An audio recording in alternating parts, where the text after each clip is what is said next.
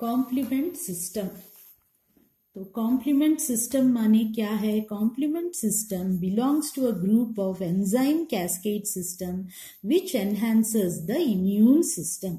इसका मतलब है कॉम्प्लीमेंट सिस्टम एक एंजाइम कैस्केड सिस्टम है जो इम्यून सिस्टम को आगे बढ़ाता है या एनहांस करता है, माने इम्यून सिस्टम का फंक्शन को और अच्छा करता है, वो सिस्टम है, वो कॉम्प्लीमेंट सिस्टम है।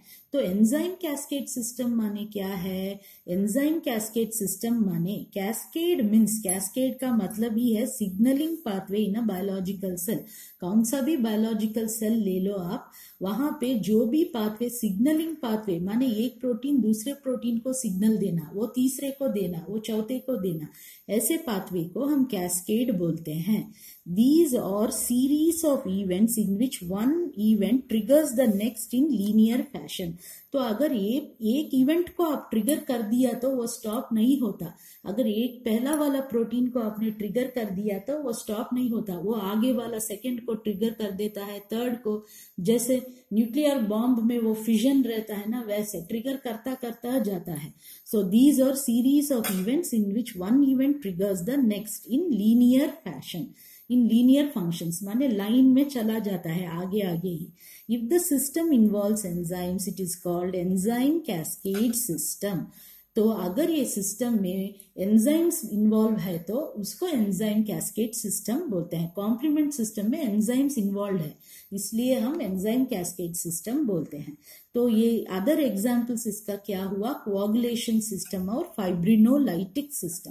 फाइब्रिनोलाइटिक सिस्टम माने क्या है? फाइब्रिनोलाइटिक सिस्टम माने जहां पे फाइब्रिन बन जाता है, क्लॉट बन के, उसमें ब्लड क्लॉट बन के उसमें फाइब्रिन रहता है, वो फाइब्रिन को ब्रेक करने के लिए जो सिस्टम करते हैं वो फाइब्रिनोलाइटिक सिस्टम है।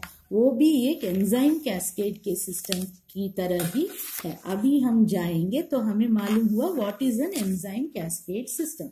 अभी हम जाएंगे व्हाट इज अ कॉम्प्लीमेंट। तो कॉम्प्लीमेंट माने क्या है?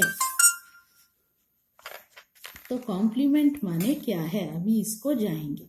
दीज और फैक्टर्स, कॉम्प्लीमेंट माने क्या? दीज और फैक्टर्स, फैक्टर्स माने प्रोटीन्स।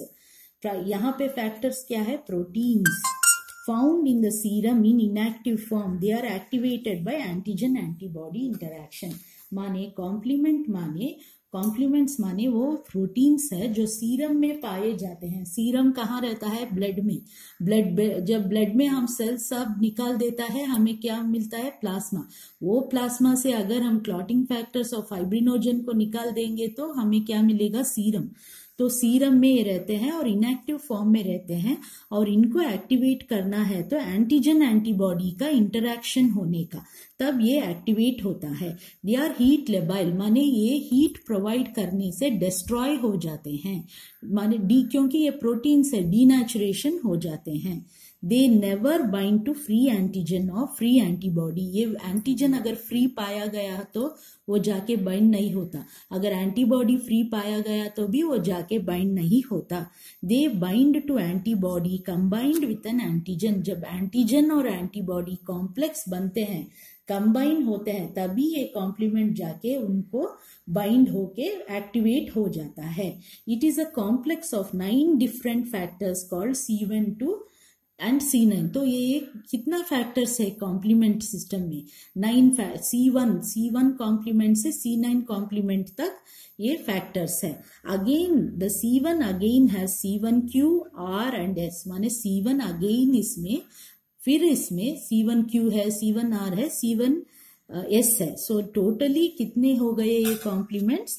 11 डिफरेंट प्रोटीन्स हो गए। अभी हम जाएंगे कॉम्प्लीमेंट पाथवे को। कॉम्प्लीमेंट पाथवे, सब कुछ पाथवे फुल मैंने नहीं लिखा है, इसलिए आपको सुनना पड़ेगा। मैं बोलती जाती हूँ और पाथवे दिखाती हूँ। तो कॉम्प्लीमेंट पाथवेज 3 प्रकार के होते हैं। वो है classical pathway, alternative pathway, mannose binding lecithin pathway, इसको MBL पाथवे भी बोलते हैं। तो ये आप याद रखने का, इन तीनों में pathways middle of the pathway जाने के टाइम में तीनों का पाथवे कॉमन बन जाता है। क्लासिकल भी आके यहाँ पे मीट होता है, ऑल्टरनेटिव भी यही पाथवे लेने का, MBL भी यही पाथवे लेने का। तो पहले हम देखेंगे क्लासिकल पाथवे। तो क्या हो रहा है क्लासिकल पाथवे में, फर्स्ट एंटीजन और एंटीबॉडी का इंटरैक्शन हो रहा है, कॉम्प्लेक्स बन रहा है। उसके बाद वो क्या किसको एक्टिवेट करता है, ये वाला C1 कॉम्प्लेक्स कॉम्प्लीमेंट को। तो C1 एक्टिवेट हो जाता है एंटीजन एंटीबॉडी कॉम्प्लेक्स के साथ बाइंड होने के बाद। वो C1 फिर C4 और C2 को क्लीव करता है और उनको भी एक्टिवेट बनता है।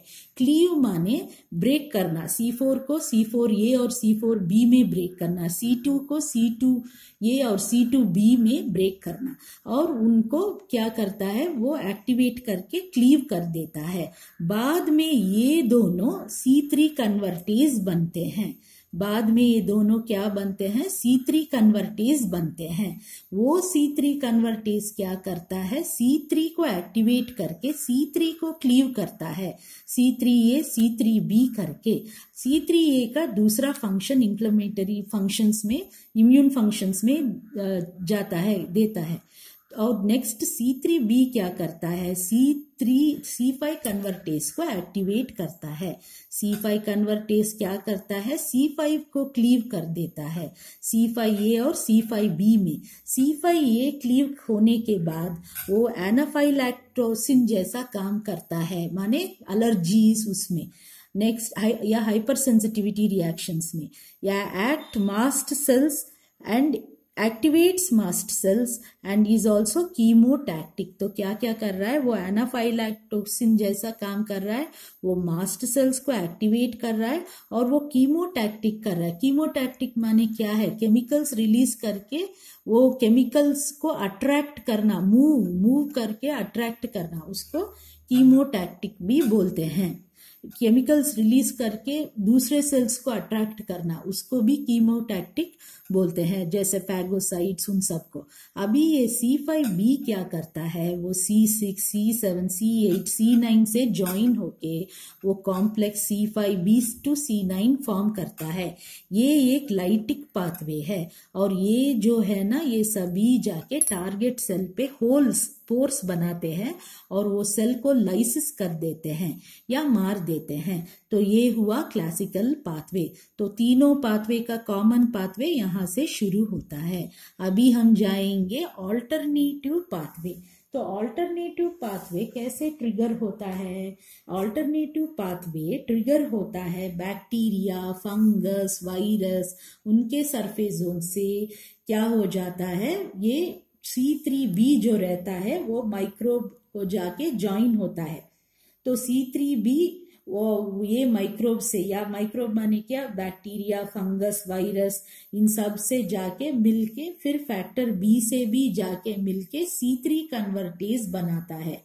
ये C3 कन्वर्टेज से फिर पाथवे मैंने जो बोला वही हो गया, सब फर्स्ट में जो मैंने बोला वही कंटिन्यू हो जाता है यहाँ तक, पूरा यहाँ तक ये अल्टरनेटिव पाथवे में भी कंटिन्यू हो जाता है।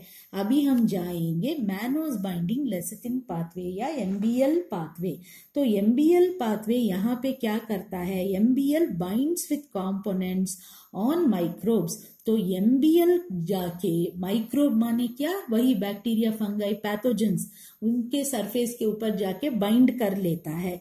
तब बाइंड करने के बाद MSAP1 और MSAP2 प्रोड्यूस होते हैं। ये MSAP1 और MSAP2 C4 और C2 को क्लीव कर देते हैं। क्लीव करने के बाद, क्लीव माने क्या, ब्रेक देम, C4A C4B बनाते हैं या C2A C2B बनाते हैं और ये ज्वाइन होके C3 कन्वर्टेज बनते हैं। C3 कन्वर्टेज बनने के बाद वो फिर पाथवे सेम हो जाता है, पहले जो मैंने एक्सप्लेन किया वैसे ही पाथवे आगे आगे जाके यहाँ पे lysis of the cell, anaphylactic reaction, activate mast cell, सब कुछ होता है। तो ये हो गया कॉम्प्लीमेंट पाथवे। अभी हम जाएंगे फंक्शंस ऑफ द कॉम्प्लीमेंट को। फंक्शंस ऑफ द कॉम्प्लीमेंट में, कॉम्प्लीमेंट हमने क्या पढ़ा, it will enhance immunity of the body, yeah, it will help the immunological system of the body to function more effectively. So function of complement, immunological damage करता है complement. कैसे? Cytolysis और बैक्टीरियोलाइसिस। Bacteria जो attack करता है उसको मार देता है, किल करता है, या सेल जो इन्फेक्ट हुआ है बैक्टीरिया से उसको भी वो किल करता है। तो साइटोलाइसिस और बैक्टीरियोलाइसिस में हेल्प करता है। एम्प्लीफाइज इन्फ्लेमेटरी रेस्पॉन्स। इन्फ्लेमेटरी रेस्पॉन्स माने जब भी इंजरी होता है आउटसाइड बॉडी, स्किन को सोचिए क्या होता है, रेड होता है, स्वेलिंग होता है, हीट प्रोड्यूस होता है, वो सभी इन्फ्लेमेटरी रेस्पॉन्स। इन्फ्लेमेटरी रेस्पॉन्स क्यों हो रहा है? प्रोटेक्शन देने के लिए हो रहा है। तो ये रेस्पॉन्स को और ज्यादा करता है complement. Participates in hypersensitivity reactions. तो कॉम्प्लीमेंट कहाँ पे पार्टिसिपेट कर रहा है? हाइपर सेंसिटिविटी रिएक्शंस में भी participate. Hyper sensitivity reaction type 1, type 2, type 3, type 4, उन सब में वो कॉम्प्लीमेंट पार्टिसिपेट करता है। Next, antiviral activity. Antiviral activity माने वायरस के अगेंस्ट भी ये एक्ट करता है। प्रमोट्स फैगोसाइटोसिस माने फैगोसाइट्स रहते हैं, यूजुअली मैक्रोफेजेस फैगोसाइट्स के जैसे काम करते हैं। वो आके क्या करते हैं? डायरेक्टली बैक्टीरिया को एनगल्फ करते हैं, इंजेस्ट करके उसको मार देते हैं, उसको हम फैगोसाइटोसिस बोलते हैं। नेक्स्ट हम डेफिशिएंसीज ऑफ कॉम्प्लीमेंट के बारे में देखेंगे। कॉम्प्लीमेंट C1 to C9 है। अगर एक भी कॉम्प्लीमेंट बॉडी में नहीं हुआ तो डेफिशिएंसीज हो जाते हैं। तो वो डेफिशिएंसी सभी मैंने डिस्कस नहीं किया है, एक C1 का किया है और कॉमनली दूसरा सब कुछ का बोल दिया है। तो C1 डेफिशिएंसी है तो एंजियोन्यूरोटिक एडीमा आता है। एंजियोन्यूरोटिक एडीमा माने क्या? अंडर द स्किन स्वेलिंग होता है, वो स्वेलिंग पेनलेस रहता है। यूजुअली रिएक्शंस में ऐसा होता है, एलर्जिक रिएक्शंस में। तो आप देख सकते हो यहाँ पे अंडर द आई स्वेलिंग आया है, ये पेनफुल नहीं रहता। यहाँ पे एंजियोन्यूरोटिक एडीमा आया है। तो अंडर द स्किन स्वेलिंग जो होता है उसको एंजियोन्यूरोटिक एडीमा बोलते हैं। यूजुअली कहाँ देखते हैं? ये C1 deficiency, complement C1 deficiency में देखते हैं। Other complement deficiencies cause infections. दूसरे सभी कॉम्प्लीमेंट डेफिशिएंसीज अगर कम है तो वो इन्फेक्शन कॉज का। पायोजेनिक माने पस वाला इन्फेक्शंस, पायोजेनिक जहां पे पस फॉर्म होता है। ग्राम नेगेटिव बैक्टीरियल इन्फेक्शंस, आपको मालूम है बैक्टीरिया में पॉजिटिव भी रहता है, नेगेटिव भी रहता है, और ग्राम नेगेटिव का इन्फेक्शंस थोड़ा सीरियस रहते हैं। तो ग्राम नेगेटिव इन्फेक्शंस भी होते हैं अगर कॉम्प्लीमेंट डेफिशिएंसी है तो। नेक्स्ट हम जाएंगे regulation of this complement system, क्योंकि आपको मालूम है ये एक एंजाइम कैस्केड सिस्टम है। एक बार ट्रिगर हो गया तो चालू रहता है, स्टॉप नहीं होता। So this system has to be regulated, if not it can cause. तो इसको हम रेगुलेट करने का ही, अगर हमने रेगुलेट नहीं किया तो ये एग्जॉक्शन ऑफ कॉम्प्लीमेंट सिस्टम करता है, नहीं तो टिश्यू डैमेज भी करता है। एग्जॉक्शन ऑफ कॉम्प्लीमेंट सिस्टम माने ट्रिगर होके सभी compliments C1 to C9 use हो जाते हैं, तो वो एग्जॉशन ऑफ कॉम्प्लीमेंट सिस्टम बोलते हैं। और टिश्यू डैमेज माने टिश्यू को डैमेज भी पहुंचाते हैं। तो ways of regulation, so complement system कैसे रेगुलेट होता है? कॉम्प्लीमेंट सिस्टम दो प्रकार से रेगुलेट होता है। पहले इनहिबिटर्स से, inhibitors bind to complement and halt their further activation. Inhibitors क्या करता है? C1, C2, C3 कौन सा भी के जाके मिडिल में कंबाइन कर देते हैं, ज्वाइन होते हैं, और वहां पे वो सिस्टम क्या हो जाता है? ब्रेक हो जाता है। ऐसे हम उसको कंट्रोल कर सकते हैं। ऐसे वाला इनहिबिटर्स क्या क्या है? C1s INH एक है और S प्रोटीन एक है। नेक्स्ट है इनएक्टिवेटर्स। इनएक्टिवेटर्स क्या करते हैं? These are enzymes that destroy complement protein. माने ये एंजाइम्स है और वो डायरेक्टली कॉम्प्लीमेंट्री प्रोटीन को डिस्ट्रॉय कर देते हैं। तो ऐसे वाला एग्जाम्पल्स क्या क्या है? ये वाला फैक्टर 1 माने serum beta globulin, factor H एक है, एनाफाइलैक्टोटॉक्सिन इनएक्टिवेटर एक है, C4 बाइंडिंग प्रोटीन है। तो ऐसे कॉम्प्लीमेंट सिस्टम रेगुलेट होता है। तो मैंने ब्रीफली आपको कॉम्प्लीमेंट सिस्टम इजीली अंडरस्टैंडेबल जैसा बोला है, इतना आया तो भी बहुत है, इतना आपको ठीक तरह से समझ में आया तो भी आप क्वेश्चन सब अटेम्प्ट कर सकते हो।